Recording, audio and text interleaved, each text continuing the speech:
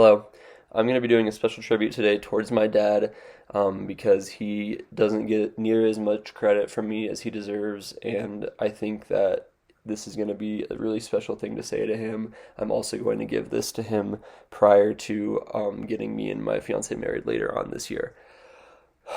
Dad, throughout my whole life, I've always looked up to you, and it's not just because of your physical height. You've been through hell and back at least twice, but you can still make anyone laugh and let anyone know and make sure that they're okay around you. You've got one of the biggest hearts of anyone that I know, and you are so forgiving, and I know this firsthand because I've been forgiven by you so many times. I want to talk to you today about your journey and your mental and physical strengths. Words can't describe the amazing life that you live, the trials and tribulations that you've gone through. But I'm going to attempt to create something because of the daily inspiration that you do give me with your mental and physical strength. I want to talk about his mental strength, your mental strengths first, Dad. I can't imagine what it was like to raise a newborn, go to college, and get your degree for chemical engineering. I have a friend that's a chemical engineer now, and I know how hard that was for him at school, and he doesn't have any kids or wives or have, loans for a new house and things like that. So let alone that being challenging for him, I can't imagine what that was like for you and to raise your very first kid.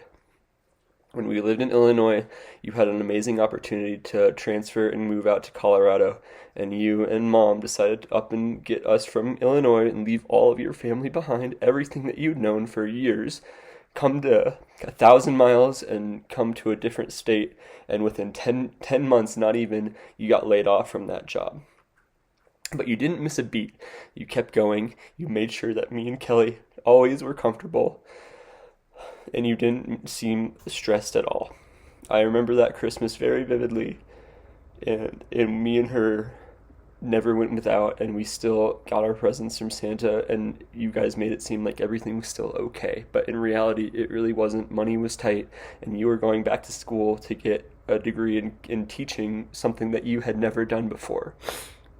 You had to deal with me as a teenager, hating you, telling you how much I hated you, getting into physical fights in the front yard, and I can't imagine how hard that could have been. As a father, having your son tell you that you hate him, or that he hates you, rather. But never once would you say it back to me, so I appreciate that immensely, and I want you to know that I never did hate you. It was just words. You've had to deal with all of these stresses as a teacher recently, especially with COVID. You've gone from online school to not online school to having the dangers of all these kids going in and out and potentially contracting this virus and just having all of this uncertainty around it. On top of that, doing AP classes that you had never done before and getting your master's in teaching at the same time. I'm in school right now, and all I have is a job, and I can't imagine how hard that is with all the extra stresses that you have. I want to also talk about your physical strengths too, Dad, because I've never seen someone go through as much crap and still be as lively as you. You've gone through cancer, beat it, gone through chemo, beat it, got your prostate taken out, got your hip broken in many different places, and still to this day you were still smiling through all of the rehab and on the hospital beds to make sure me and Kelly understood that you were okay. You're the toughest guy that I know, Dad. You've always been someone that I strive to be at day in and day out. And I don't let you know that near enough, and I'm sorry for that. Thank you so much for being there for me in the 30 years of my life.